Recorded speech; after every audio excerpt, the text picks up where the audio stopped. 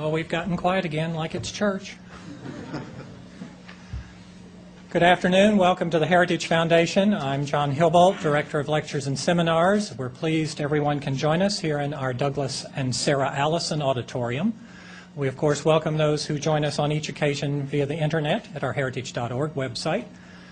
We remind everyone in-house now is a good time to check cell phones and pagers to see that they've been turned off.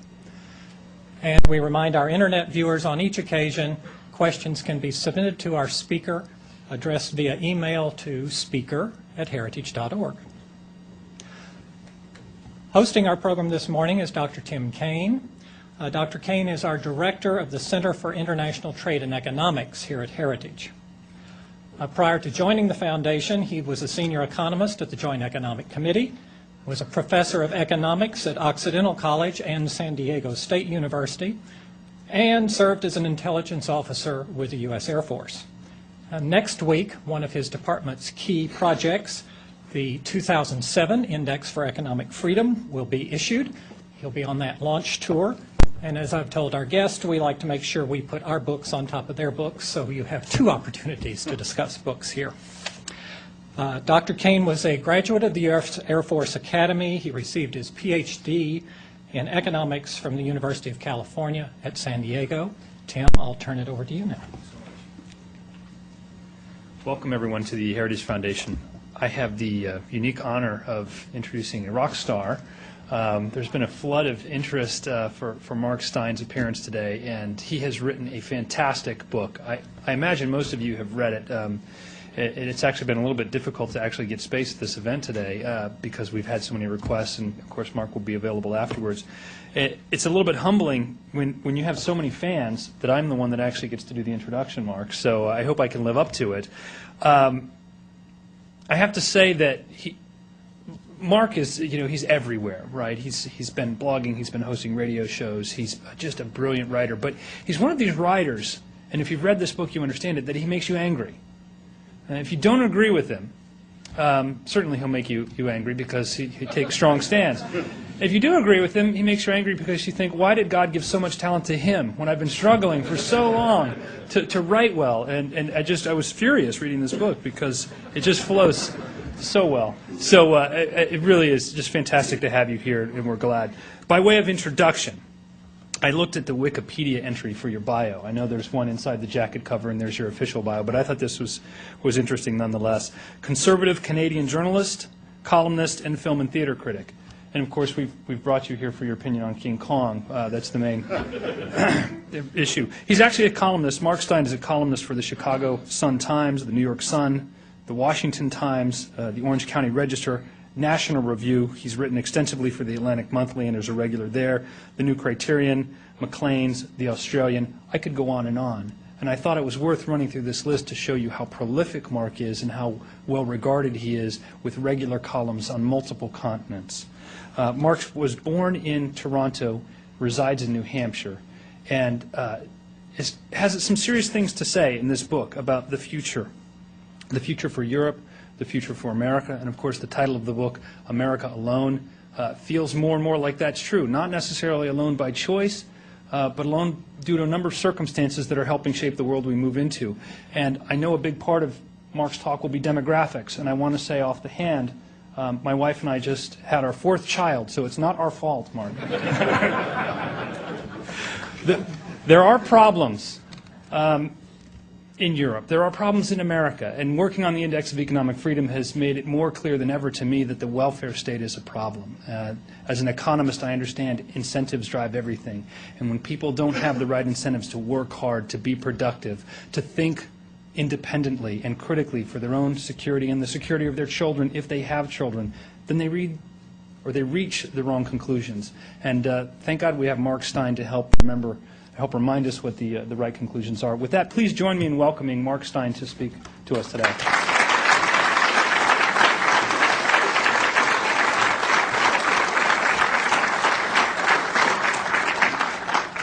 Thanks very much for that warm introduction. And I know you said it was difficult, but you pitched it just right. I gave a speech in 2005 out in California, And the guy did this fantastic introduction, and he quoted all my best lines from the 1990s when I was a lot funnier, because we spent the decade just making Clinton sex jokes, basically.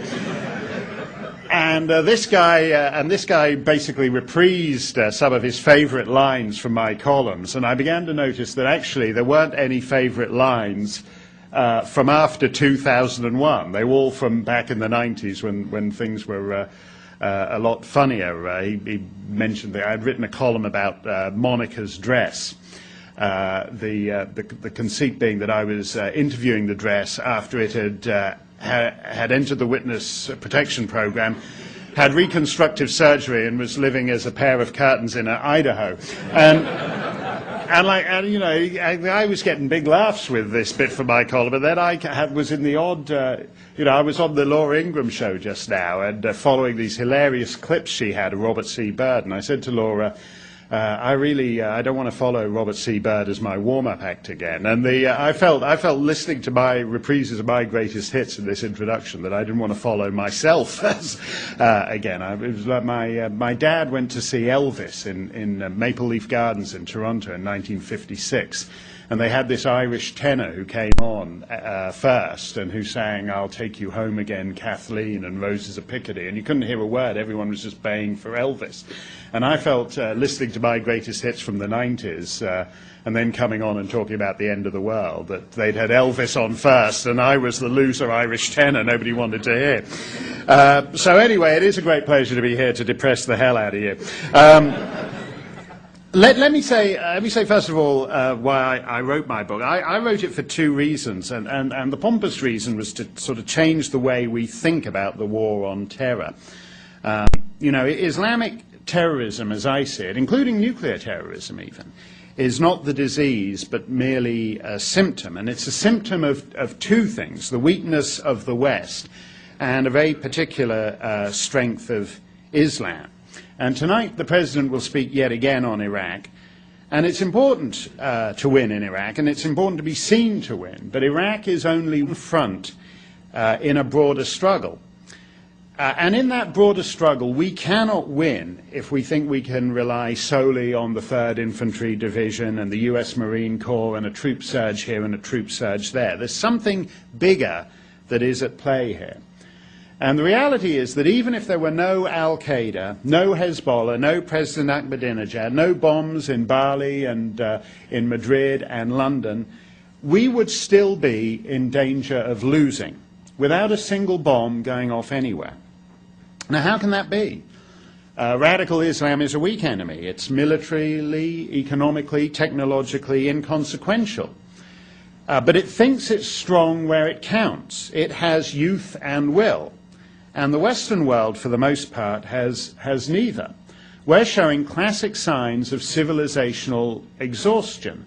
And that's a very hard thing to buck. I focus on two symptoms in the book: the demographic decline in Europe, Russia, Japan, Canada, and just as important, I think, the signs of loss of will right here in the heart of the superpower.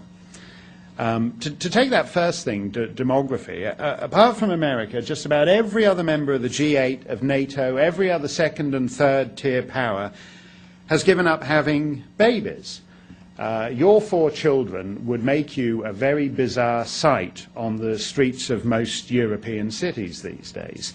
And if you and your wife walked around with those 4 young children, people would assume you were running a daycare.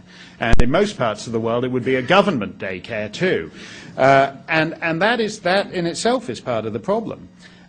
In a lot of those countries, in Russia, France, Germany, Britain, just north of here in the province of Quebec, they've imported large Muslim populations to be the children they never had. These Muslims don't want to hijack planes and fly into tall buildings, but large numbers of them, if not significant majorities, share the aims of the people who want to fly the planes into the tall buildings. That's to say, they want to live under Islamic law, not in Yemen and Pakistan, but in France and in Belgium and in Scandinavia and in Canada and eventually here in the United States too. And they think that what sounds absurd to us, they've got a very good chance of being able to pull off. So I always say to people, you know, if you doubt the thesis of America alone, do what I did. Go to the hospitals in Lyon and Brussels and Vienna and look at who's in the maternity wards. That's the Europe in 20 years' time, if not a little sooner. Or go and stand on, say, the streets of Brussels at 9 o'clock at night, after the middle-aged and the elderly are all tucked up at home watching TV. After dark, it's the young people who are on the sidewalks. And the young people who are on the sidewalks in Brussels at 9 o'clock at night are not Flemish or Walloon. So we're witnessing one of the biggest population transformations, biggest and fastest population transformations in history. The civilized world is in steep demographic decline. And that's the big picture of which Iraq and Afghanistan are in fact, relatively small features. Now, America stands apart from these trends. But America as the guarantor of the planet is a slightly problematic concept for some of us. I had a convention. I like to think the ruddy bloom of late middle age is still on my face, but in fact I'm old enough to have had a conventionally Britannic education, which is to say I learned about the parts of the map that were painted red and about the great inheritance of the British Empire. And if you've been raised as an old-fashioned imperialist, America being the non-imperial superpower is a kind of hard thing to grapple with. You don't quite understand what the deal is here, that America thinks nothing. You get off the plane, any airport in the planet, and you're assaulted by lousy American movies and lousy American pop songs and lousy American cheeseburgers. But America seems far more tentative about exporting its real values to the world. It sees the planet too often as a kind of useful source of franchise outlets for Starbucks and McDonald's, but it doesn't think of what else it might usefully export to those countries. And I think our enemy look at that and think it's very bizarre. You know, between George W. Bush's compassionate crusaderism and hard right isolationism and sort of sappy left multilateralism, which in practical terms is the same as isolationism. It's just that you get to fly off and have a banquet in a European capital every twice a year. Between that, the jihadist figure that America's heart really isn't into being the global hyperpower. And you can't blame them for that, because if you watch CNN International and the endless parade of senators bleating about exit strategies, you would conclude that too. You know, Iran has been meddling in Iraq now for 3 years, and Iran has no plans for an exit strategy. You can watch Iranian TV 24 hours a day, 7 days a week, and you'll never see a single mullah fretting that Iran hasn't got an exit strategy from Iraq. That's only something that American legislators do, not Iranian ones. I want to use a couple of quotations I mentioned en passant in the book, and I think of them a lot as the weeks go by. In 1898, General Kitchener slaughtered the dervishes, who were the kind of jihadists of the day, at Omdurman in the Sudan. We used to learn this when I was at school. We learned about this as a great victory. Today they would teach it as a war crime. Hilaire Belloc summarized the great power's attitude to the natives very pithily. He wrote, "Whatever happens, we have got the Maxim gun and they have not." And the Maxim gun was the state-of-the-art technology of the day. And that's how we think about ourselves. Whatever happens, we have got the Maxim gun and the cruise missile and the Daisy Cutter and the ICBM, and therefore we cannot lose. Whereas our enemies look at us and say, so what? They've got the Maxim gun, but they're not willing to use it. They fight with one hand tied behind their back as a matter of policy under the most onerous rules of engagement ever known in the history of warfare. If we hole up in a mosque the enemy's figure, the infidel will worry about pockmarking the walls. If they capture us, they take us to Guantanamo, and every human rights lawyer on the planet and half America's national legislature takes up our cause. So if you've got the Maxim gun but you're not willing to use it, what advantage is it? And they also figure that they'll have the Maxim gun soon enough. Iran, North Korea, Sudan, Venezuela, Al-Qaeda, Hezbollah. The price of entry to the elite club of the most advanced weapons is dropping very, very quickly. It's a lot lower than it was in 1898. It's a lot lower than it was 30 years ago when you had to be a permanent member of the UN Security Council to be a nuclear power. Here's my second quote, which is about a different kind of weapon. Professor Howard Zinn, you probably know him. He's one of America's lefty academics. I know that only narrows it down to 5 or 6 million, but he's one of the A-listers, the kind of guy, like when he's interviewed on NPR, he's introduced in a very kind of neutral, respectful tone, whereas whenever I'm on NPR, I'm always introduced as strident, extreme conservative. There's sort of health warnings all over me before I speak. Whereas he's normal. He's the default position. And in his introduction to one of the apparently endless number of books that Cindy Sheehan produces at bi-monthly intervals, Professor Zinn pens this paean to the plucky underdog. Quote, "A box cutter can bring down a tower. A poem can build up a movement. A pamphlet can spark a revolution," unquote. I'm a man of words, so I agree that poems and pamphlets are powerful weapons, and our side could use more of them. But the only reason, quote, "a box cutter can bring down a tower," is because of the particular environment in which those terrorists produced their box cutters on September 11th. If 19 punks with box cutters tried something in the parking lot of a sports bar, they'd have been beaten to a pulp in nothing flat. But the airline cabin is the most advanced model of the modern social democratic state.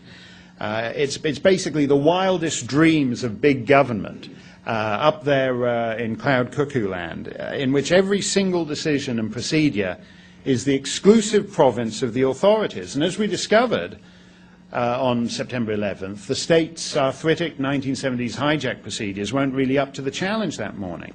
So if Howard Zinn is right about the awesome power of box cutters, then it's worth asking whether the key institutions of Western civilization are trending closer to the guys in the parking lot of the sports bar or more toward the sedated, illusory security of those airline cabins on the morning of September 11th.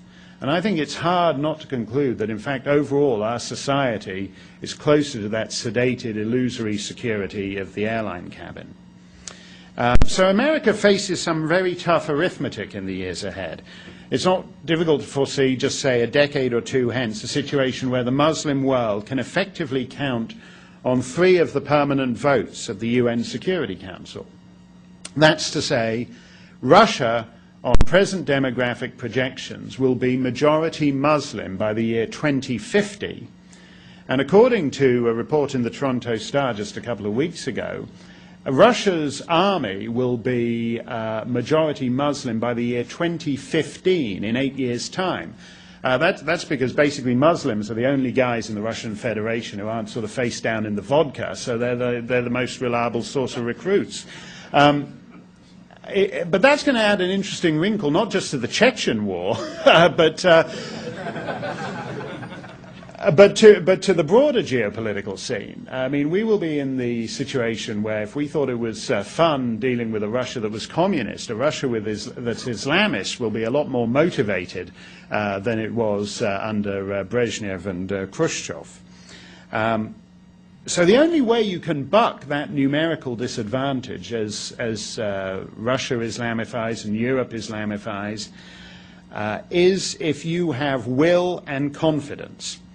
And that's where Iraq comes in. You know, the world thinks America is bogged down in Iraq, not because the US military is underfunded or poorly trained or anything like that, but because as awesome as its firepower is, America has not demonstrated to the world a willingness to deploy the other elements of national power.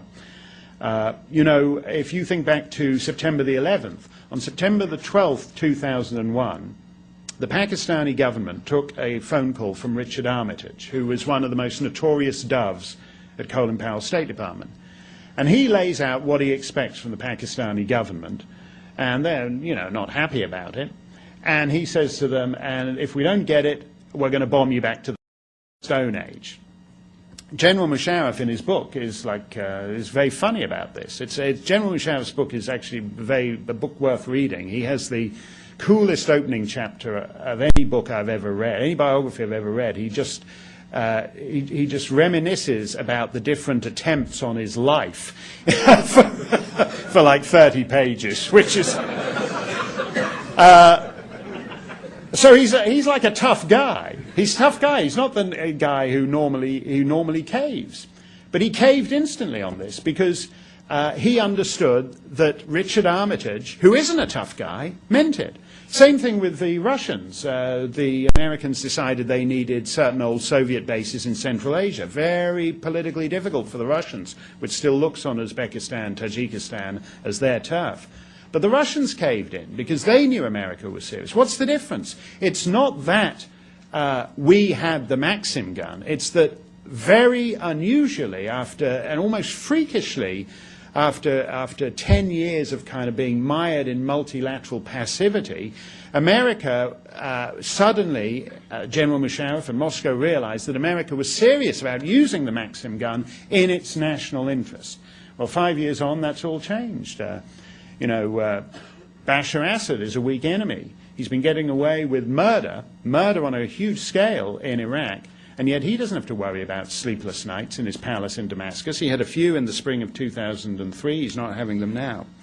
So that, as I said, is the pompous answer to why I wrote the book. I really want to change the terms in which we think of the war on terror as part of a global struggle in which we are starting and playing on the worst turf. We're playing on turf that causes us, that requires us to end our assumptions about, for example, population growth, to end our assumptions about multiculturalism, to end our assumption on a range of things that are forced down the throats of our children in every kindergarten across the Western world. That's a huge thing. No matter how many guns and nuclear weapons we have, it's not going to make any difference unless we win on that turf too.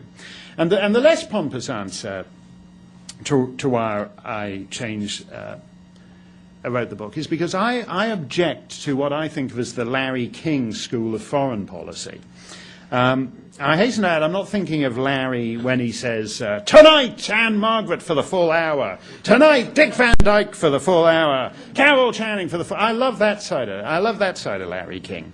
The problem is on nights like tonight when the president is giving an address and afterwards it's usually followed by Larry with a panel of 6 senators and ex-secretaries of state discussing the speech. And the difficulty is that they're exactly like his stroll down memory lane with Dick Van Dyke and Carol Channing. It's distinguished old people reminiscing about other distinguished old people. On his political panels, Larry interviews great men about what needs to be done, and the great men all agree that what needs to be done is that the president needs to get other great men involved to, quote, broker a deal. I remember seeing one around the time of the Israel-Hezbollah thing, and Senator Chuck Hagel said that the answer to this Israel-Hezbollah war was that Bush needed to appoint Colin Powell or Jim Baker as his special envoy. And then Senator Barbara Boxer comes on and said, no, that's not what's needed. Bush needs to appoint Madeleine Albright as his even more special envoy. And then former Senator George Mitchell, who always seems to be an envoy somewhere or other around the world. You can take a vacation and you'll turn up in Latvia or Chad, and George Mitchell will be there as a special envoy sorting out what's ever going on around there. They've been doing it for decades. Nothing seems to happen, but it doesn't seem his envoy career is a model. He's probably teaching a course in how to be a special envoy at Harvard. He said that it wasn't enough just to appoint Madeleine Albright. Bush needed to meet with the leaders of the European Union because, of course, they have such great influence at advancing American foreign policy goals in the Middle East. And then someone else proposed an emergency meeting of the G8. And all this is complete nonsense because if those guys really believe that, we are in deep trouble. The most important feature of the world today is not the great men. You learn nothing about Jordan by flying in and meeting with King Abdullah, because King Abdullah does not speak for the people of Jordan. And you learn nothing about Saudi Arabia by going in and receiving assurances from their King Abdullah. And you learn nothing about Egypt from flying into Cairo and speaking to President Mubarak. They do not speak for their peoples. And it's the non-entities who make the difference. The guys who can never in their life get on a Larry King panel. They are the ones who make the difference in the world today. These millions and millions of Muslim young men being pumped out in lands with no economic opportunity, no education. The most salient fact about the Palestinian question is this, that the mean age in the Gaza Strip is 15.8 years. Now, you look like a prosperous crowd. I'm sure you all live in nice neighborhoods with low crime. You may live, like me, I live in a picture-perfect New England small town. Looks great on postcards. But even if you live in beautiful parts of the world with no crime, you know that the little crime there is in your part of the world is generally caused, if somebody steals some beers from the convenience store, it's caused by fellas in their late teens, early 20s. If you preside over a nation, or even a pseudo-nation like Palestine, of teenage boys, what sense are you going to get out of them? You can't send Jim Baker in to a population of 15-year-old punks, because they don't look at the world the way Jim Baker does.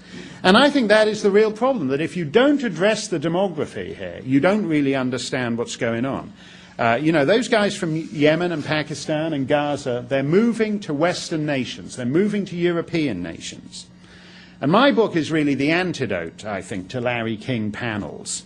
I think it understands that those anonymous people, those millions and millions of anonymous young men, guys raised in a death cult, guys raised at Pakistani madrasas, going to Europe and discovering that although they live there, and again, this is where the economic argument, I think, is insufficient. Economists, when the guy from the Pakistani madrasa lands at the airport, they think, well, he's coming here to do the jobs Americans won't do. They see him as the convenience store clerk. They see him as a plumber. He doesn't see himself as that. He's being a plumber to advance his other interests. And the reality is that a significant proportion of those people, their pan-Islamist identity is their core identity. It spreads across borders with ease, and it has a greater pull on them than the passports they carry in their pockets. They think of themselves as Islamic rather than as Belgian or as Dutch or as Canadian. And I'll just close with what I think is the most important fact in my book. It's right there up at the front, but I don't think the Jim Baker crowd thinks about this. In 1970, the developed world represented just under 30% of the global population, and the Muslim world 15%. By 2000, the developed world's share of the global population had fallen to just over 20%, and the Muslim world had increased to 20%. In other words, in 1970, the developed nations had twice a bigger share of the global population as the Muslim world, 30% to 15%. By 2000, they were at parity, each at 20%.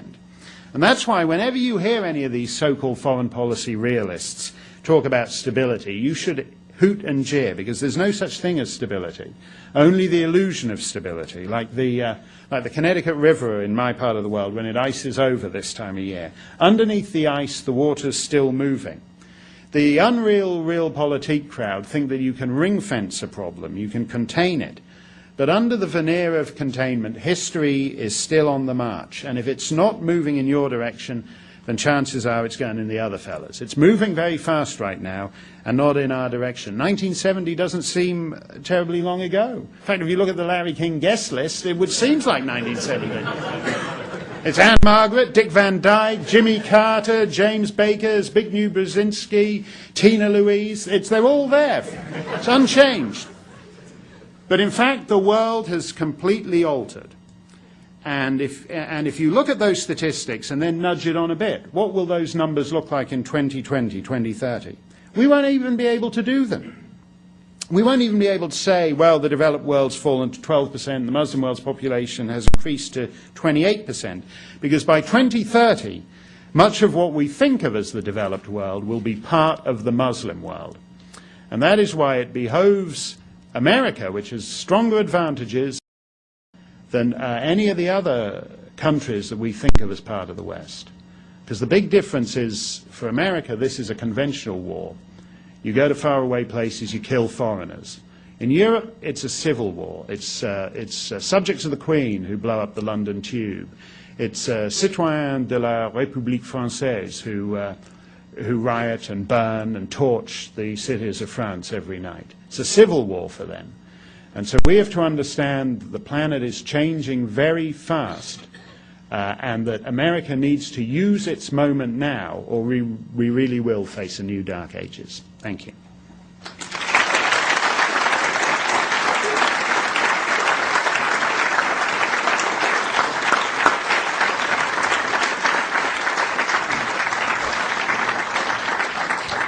Mark, I think, would you be able to stay and answer some questions? Oh, yeah. Okay, great. So you don't get off the hook that easily then, right? I can tell you from my reading of the book, there's so much more to it than Mark was able to touch on today, so you really should do yourself the favor, if you haven't already, to get a copy and read through it. And there's some questions that I would like to ask you in deference to the group here. Why don't you all go ahead and you can just take questions on your own, and I'll step up when it's time to go. Okay. Yes, the lady at the front. Yes, thank you. Haley Dale, Heritage Foundation, reader of your book. It's terrific. You take your place in a long, distinguished line of people who have predicted the decline of the West. Now, I'm sure I'd agree with you that this time it's for real, but still, you must have given this some thought as you were writing, whether the decline of the West, as we've seen it and it's been written about over the past 100 years, is this a chapter in it, or is this a different phenomenon altogether, or are we in for a revival of the West perhaps at some point? Well, I think it is part of a continuum. You know, if I wanted to do a big kind of overview of it, I would say, and I think, by the way, we should distinguish between what we mean when we talk about the West, because it's true that, you know, if you say to yourself, well, what's the big deal about losing Germany and Italy and these countries have all done terrible things? It's true. Spain, Portugal, Greece were dictatorships a generation ago. You go back a generation before that, and Germany and France and Italy were dictatorships. And you can say, well, what do these guys have to teach the rest of the planet anyway? They've very clearly failed at a certain level as nation states for most of modern history. So I always distinguish between they're what I would call the cultural West. You know, that Goethe and Beethoven and Mozart and Michelangelo's David. They are part of our inheritance. But I have a slightly, in terms of the political West, the countries that have created the institutions by which this planet operates, the global economy operates, which make it possible for me as a writer, for example, to enforce my copyrights in most parts of the world, that derives from a narrower Anglo-American tradition, and that is now in danger. I think if you talk about the West in general terms, in the Battle of the Somme in 1916 on the First World War, the carnage of the First World War, the slaughter, I think the ruling classes of Europe felt they lost their moral authority, and they never recovered it. And a kind of infection took hold in which a kind of elite self-loathing percolated ever further down in society. And I think that indirectly gave rise to a lot of the features we see in our world today, where we have a successful standard of living, we have better health care, longer life expectancy, greater range of economic opportunities than any other people in human history. And yet if you go to the typical grade school in this country, you're taught that it's all terribly wicked and it was accomplished by doing terrible things to terrible people. And I think that so I think in a sense the sort of metastasized self-loathing that we face today has its roots really, I think, in the First World War and a kind of crisis of confidence from which those ruling classes never really recovered. Yes, the lady in the center there. Hi, my name is Deborah Weiss, and I'm a fellow with the Center for Security Policy and a 9/11 survivor from the World Trade Center attacks. My question is, how can we make CEOs of companies like Burger King and Nike understand that there are values more important than whether or not they lose a few dollars from Muslim customers, since they've been caving in every time Muslim front groups pressure them to, change the little sign on their product that, if you stand on your head with your leg wrapped behind your ear, it sort of looks like the word Allah. And then they just seem to cave in on everything. And what can we do about that? Well, I think, in fairness to them, that it's not an economic thing. If you're being boycotted, I believe the Southern Baptists have been boycotting Disney Disney did some film about a gay priest, I think, in 1994, and the Southern Baptists boycotted them for years afterwards, and it made no difference. Disney didn't care. It's not an economic issue. The guy at Burger King, if he leaves the swirl that if you crane your neck and stand on your head looks a bit like Allah, he's scared that there are going to be people waiting outside Burger King who will kill him and kill his employees, and that the whole site is. I was up in my part of New Hampshire, an 85-year-old granny put her foot on the wrong pedal and drove through McDonald's in Woodsville, New Hampshire. They're flimsy buildings. You lean on them, there you go through them. But like the carnage, this granny driving through it, there was like burger patties hanging everywhere. It was like a horrific sight, and I think that's what the Burger King guy is picturing when he has a dispute with an aggrieved Muslim customer. And so I think that's not something that Burger King and Nike can stand against, because if you threaten to kill someone, you will get taken seriously. And that's the difference between Catholics protesting the play about Jesus being gay that was on Broadway a couple of years ago, and these Mohammedans protesting the cartoons. Because the Muslims, when they say behead the enemies of Islam, these guys think they mean it. When the Catholics boycott a play, who cares? And so you have to make that clear, and that's where the media comes in. We in the media, we talk about our courage all the time. The cartoons offered an opportunity to show some courage. These cartoonist kids in Copenhagen, they're getting threatened in their schoolyards by these fellows. And we should have said, look, this newspaper, none of us has ever heard about it, but we're going to publish the cartoons in the New York Times and Le Monde and the Sydney Morning Herald and the Times of London and the Times of India. We're going to publish these newspapers in every paper, these cartoons in every newspaper in the world. And if you want to kill us, you're going to have to kill us all. We talk in the media about our courage all the time. Here was an opportunity to show some, and we didn't. And so I think we, in a sense, are partly responsible for creating the climate of intimidation in which the lights go out on free speech every week now. I'm proud to say my publishers at Regnery publish this book. They publish a lot of books on this issue. Every week I hear from publishers in London, publishers in Sydney, publishers in Paris, about these guys turning down French, British, Australian authors writing about this subject because those publishers are scared to publish them. That's how the lamps go out all over the world, one by one. Yes, down here. Good afternoon, Mr. Steyn. My name is Damon Pace. Just a huge fan of your books and commentary. Being familiar with your writings and with your book, what makes you optimistic that the United States will prevail against radical Islam? Here in this country, the Democratic majority, of course, is in power, along with the multicultural mindset. Many Americans do appear to be tiring of the war and want to withdraw from that region.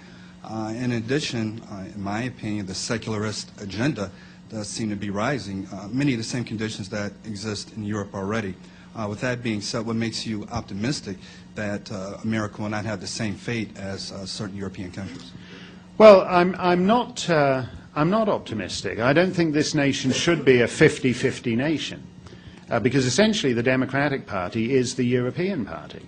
It wants to embrace, at an economic level, ideally, I mean, it has to be cautious about it, but it sees the natural destination of the advanced Western democracy as being a lot closer to Sweden than to Mississippi.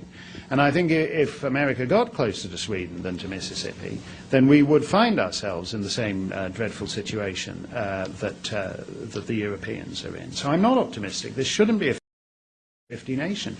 And you're right to say that, in a sense, it's not really about just going and voting for some guy according to what letter he has after his name every other November. that if you exist in a society where all the most influential levers in that society are wielded by the same cultural relativists that have basically plunged Europe over the waterfall, you have to do something about it there. You do have to start in the kindergartens and with the movie. You can't just complain. We on the right complain about movies a lot. We should actually just make other movies. We should recognize the entry levels different now. You don't have to be Paramount or Warner Brothers anymore. You should just get on with it and make better stories. I'm astonished that the difference now, I mean, I mentioned Professor Zinn. Professors have always been crazy. They were crazy in the 1930s. But what's worrying is that back then in the 1930s, the professor may have been crazy, but the little nice village school ma'am with her hair in a bun, she had her marbles. Well, now the village school ma'am with her hair in the bun doesn't have her marbles. And so we have to recognize that you can't just do it on a kind of Republican-Democrat basis. You've got to actually make a difference in all those other institutions, or we will be in the same situation. Yes, the gentleman up there. Hi, my name's Damian Harvey. I'm a producer with Capitol Pictures here in Washington. My question goes back to the one previous to the last one asked, and I think that the absence of imams and other Islamic leaders protesting against the violence that's being carried out by Muslims worldwide is conspicuous by its absence. And I'm wondering if you could talk about that. Yes, I think that's true. I think that's because I think I say in the book at some point that there are millions of so-called moderate Muslims. That's to say, Muslims who just want to get on with their lives, but they get no support for that moderation from any school of Islam. Every school of Islam is basically at its core jihadist. You know, Islam is a very problematic religion. It's much closer to a conventional imperial project than it is to what we regard as religion. And that's one of the mistakes when we hear that there's a mosque opening up on Main Street, we think, well, it's a religion, so we're thinking of like a congregational church or something like that. And it's not. It's actually something far more explicitly political. And most of the surveys that have been done, the Mounties did one up in Canada, and they concluded that some 85% of imams in Canadian mosques were hardcore radical jihadist. I believe a similar survey was done down here, and it was reassuringly lower. It was about 80%. So clearly the broad Muslim population is actually more moderate than their imams, and I think that is the great problem, is that all the lobby groups, all the imams are actually very extreme and have great, what we would call great scriptural authority for their extremism. I would say, in fact, that we are turning into moderate Muslims. We are becoming moderate Muslims. That, in fact, the host communities in most Western nations are developing the same quiescent attitudes to this subject that the moderate Muslims have. Keep your head down. It's better not to publish the book on this subject. It's better not to do the TV show on this subject. Or it's better to actually suck up to these guys. They've just started in Canada last night. They did the first episode of a new sitcom called Little Mosque on the Prairie. And it's about a small town out in the prairies that's got a Muslim community. And what is the core joke of this show? It's that the white folks in that town are like just dumb, ignorant rednecks who are stupid enough to think that every Muslim is an extremist and a terrorist. And the Muslims function like the gay characters do on American sitcoms. The Muslim is the new gay. And that's off the record because I want to get back to New Hampshire alive. But Muslim is the new gay in the sense that the gays, if you watch a sitcom here, the gay guy, the gay best friend says all the brittle, the principals are neurotic, they can't handle it, and the gay, witty, brittle gay guy says all the charming, amusing, sophisticated things. And that's how in Little Mosque on the Prairie, the rednecks are all neurotic and paranoid, and it's the Muslim people who say all the brittle, witty, sophisticated, amusing things. And so I think that I would be surprised if it takes takes off there, I wouldn't be surprised if somebody does that kind. There'll be a Muslim best friend in a sitcom here before too long. If I was gay, if I was one of the gay guys, I'd be annoyed with this because it means they're moving, they're moving into the role of the Darren character in Bewitched. They're going to be. Now I'm sounding like Larry King again. Let's say. Hi, Patrick Avon with the Washington Examiner.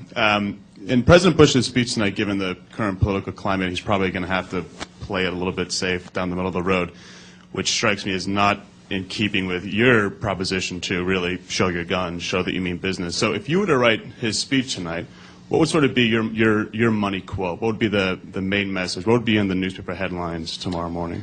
Well, I think he needs to slap down. I think the problem in Iraq is basically a problem in America. In the end, it's true. Nobody can give freedom to people in Iraq. But we can certainly do our best to facilitate the conditions in which Iraq can be better than most other countries in the Arab world. Is that a project in the U.S. interest? Yes, it is, because at the moment, in the repression that's in the Muslim world, and in the Arab world in particular, the only political space is within the mosques. So if you are a dissenter in most parts of the Arab world, you become a jihadist. America should say, President Bush should say, we are trying to do a tough job in Iraq. We are trying to buck 1,000 years of history. We are trying to do something that every European power at the height of imperialism avoided. They sailed round the Middle East. They brought Western values to the Indian subcontinent and to Australia and the Pacific and to the Americas and the Caribbean, but they sailed round the Middle East. And it is unfortunately on America's watch that we have to do the job they bucked centuries ago. Is it tough? Yes. But is there an alternative? No. Because American credibility is on the line. Because our enemies understand that the war in Iraq is not about Iraq, it's about America. Iran turns out to be funding both sides of the so-called civil war in Iraq. It's funding the Sunni and it's funding the Shia. Why would it be doing that? Because it's basically staging an ersatz dinner theater civil war for the benefit of American TV. Because it knows that the object is to make America weak, to make America scuttle and run, and essentially to cow Americans into running away. It's been a long time since this country unambiguously won a war. It's been 60 years, apart from pipsqueak things like Grenada. The question before Americans is Vietnam an aberration or is it part of a pattern? Because if it's part of a pattern, you're done for. You can't be a rich, prosperous country and keep losing wars and expect to stay prosperous and powerful and advanced. You simply can't. Not going to happen. Nobody would take America seriously if America retreated from Iraq. Why would they? Why, not Russia, not China. Why would Belgium take America seriously? If we were sitting across the table in trade negotiations, what's America going to threaten? The thing is, in the end, if you're interested in talking about different ways to victory, then fine, we can have a disagreement about that. If, like Ted Kennedy, you say there's no possibility of victory, there's never going to be a possibility of victory, there's no victory, then sorry, you're not part of the conversation. You can't be part of the conversation. And President Bush needs to take it to those guys, those defeatism, and say, look, you want defeat. That's your right. That's your right to argue for defeat. But America, under my administration, is not looking for the best way to lose. He needs to get tough, not just on Iran and Syria and the insurgents. He needs to get tough on the losers here in his own country.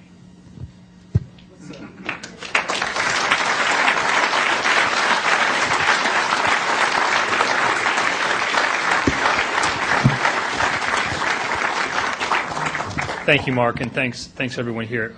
Mark Steyn is offered to actually sign some books out front, so if we'll just take a moment to let him get out there, and there'll be maybe 10 minutes that he has more with us today.